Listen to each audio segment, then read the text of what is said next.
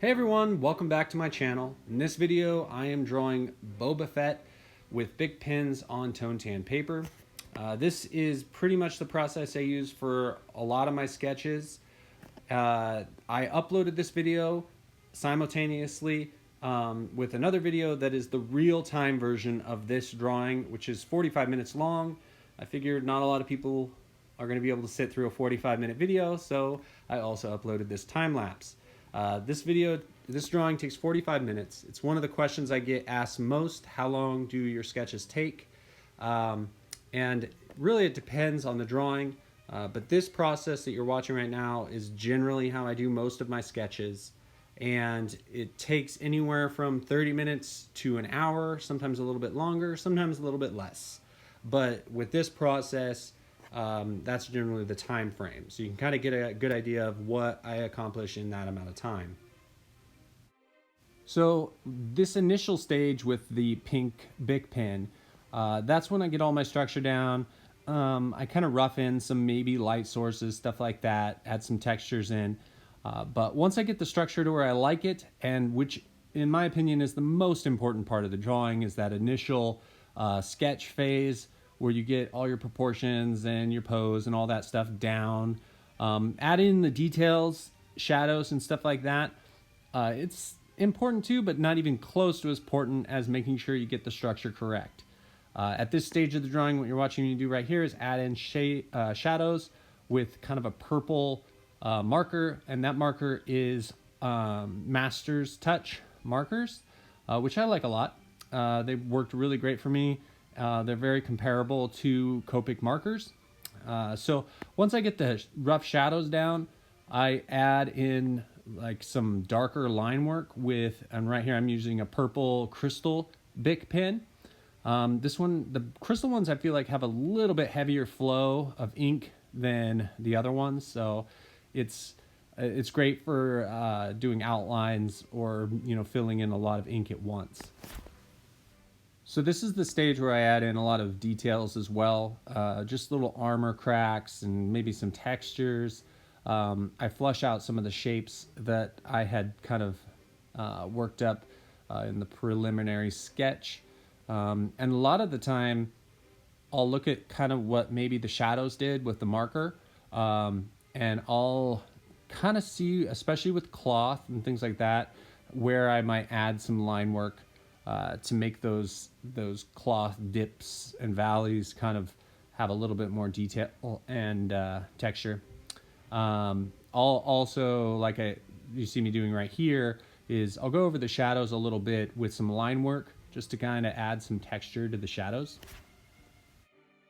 Also, what I do with this, the darker color, is I'll think about the materials that his armor is made out of, like the straps. That's when I'll kind of like say, okay, that's a dark leather strap. It's going to be the darkest part of him, and it helps break up the shape of the characters a little bit by adding those dark areas and thinking a little bit about the material color that his armor's made out of. So right here, I'm using a couple of different BIC pens to just add in color to his armor, and I'm doing this, as you can tell, I'm not really worried about filling in the whole thing. I'm using line work to kind of show that, which adds a interesting texture to the sketch when you fill in like that. And sometimes I'll use markers to do that instead. Just depends on your preference. I like both. Just depends on the drawing and what I feel like doing. The next Boba Fett drawing that comes after this one, I use markers to do all the colors. So you'll kind of see a difference, maybe see what you guys like better. So that's the sketch, all finished as far as I want to take it, and I added a little circle in the background. I forgot to film that, but that doesn't take I use the lid of a coffee to make that circle. So anyway, hope you guys like that sketch. Now let's get on to the next one. This sketch I didn't like as much. My wife said she liked it better. I don't know why I placed it so low on the page, but I used blue as well to do my initial sketch. And I was kind of thinking, okay, well, his armor is mostly green. Maybe the blue will add a cool tone to it. But overall, I didn't like this sketch nearly as much. Also, his rocket that I made on his back is way too tall. That would be such a hindrance if you were fighting. You can catch that thing on stuff all the time. But this is definitely a more dynamic pose. He's fighting. I don't do profiles a whole lot. I just prefer to do front angle views mostly. But I get to, sometimes you look at a drawing and you're like, I should really redo that drawing, because I think the overall concept was cool. I just failed to execute it the way I wanted. So right here, like what I was talking about earlier with adding marker to fill in the colors, instead of, the textured colored BIC pins, you can kind of see it's definitely a different look. And I do it before I do my outlines, because sometimes the markers make the inks of the BIC pins bleed a little bit, which sometimes actually can be a really cool effect that I've noticed. I really wanted to kind of experiment with that a little bit, because it does cause some of the BIC pin color to bleed into the marker colors, because they're water-based. So it's kind of an interesting effect.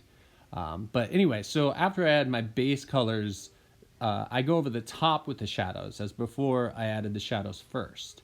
And that gives your shadows a little bit darker, I think, look to them. So this technique right here of filling in all your base color and then going over the top with your details, like I'm doing here, would work for watercolors really well. And I've done that in the past. It's a great technique. I feel like going over the top of the colors and the shadows with your detail pen kind of allows you to see shapes or details, and let the base colors kind of dictate some of that, which is fun. It's kind of like seeing shapes in the clouds or something like that. You just kind of find details that might have happened where the marker was a little bit darker or something like that. It's a fun way to draw, I think, when you're kind of searching for shapes in that base color. So interestingly enough, this drawing took me a lot longer than the first drawing. It just goes to show you decision making and understanding art and drawing and just the mood you're in or whatever. This drawing felt like I was forcing it. I wanted to do this video, and this was actually the first drawing I did for the video. The first drawing that you saw in this video was the second drawing I did.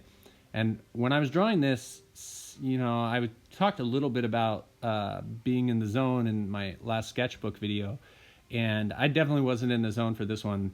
I really had to force this one to come off of the page, because I wasn't loose. I was forcing it. I wanted something that just wasn't happening in this drawing. And I'm glad I did a different sketch, because I didn't feel like also that this was a good representation of what my sketches generally are. I don't know if I was just trying to do too much with this specific one, because definitely some drawings I just have off days on. And I think filming is also kind of difficult. The camera's filming, for some reason I think it tightens me up a little bit. So I think from now on, I'm going to try and do some warm-up sketches before I jump right into a drawing. And I do have limited time to do these, so I have to be very efficient with, what I'm doing. Normally in my sketchbook, a drawing, I'll maybe work on it for 10 minutes and then have to do something else, and then come back to it a little bit later. So I'm always kind of sketching in my sketchbook. It's never really a situation where I can sit down for a lot of time and draw. So this drawing is a good example of really working something to death just to try and get something good to happen out of it. And there's a lot of things that I didn't like. I didn't like how skinny he was. So from a character standpoint, I didn't like how I executed Boba Fett, the character in this. He needed to be thicker. He needed to look more like and the other thing about this drawing was I was trying to get it close to the movie, and the first drawing I just did my own thing. I realized I was like, I'm trying to focus too much on what somebody else designed. I just need to kind of think of his design and then kind of let my own drawing happen. So I think that helped me do a better drawing eventually. But let me know which one you guys actually like better, because I'm curious. Because my wife said she liked this one a lot better. So I'm curious to see what you guys say. Like if you guys like the other one better or this one. This one's definitely a lot more dynamic. For me personally, I just feel like the first one is a little bit more, I don't know. Like I said, this one took a lot longer too, so there's a lot more detail into this one, I guess, as far as just textures and how everything is filled in a lot more. So anyway, guys, that's the video. Like I said, I did the real-time video of the first drawing, so you can check that one out as well if you'd like. But if you haven't, subscribe, and thanks for watching.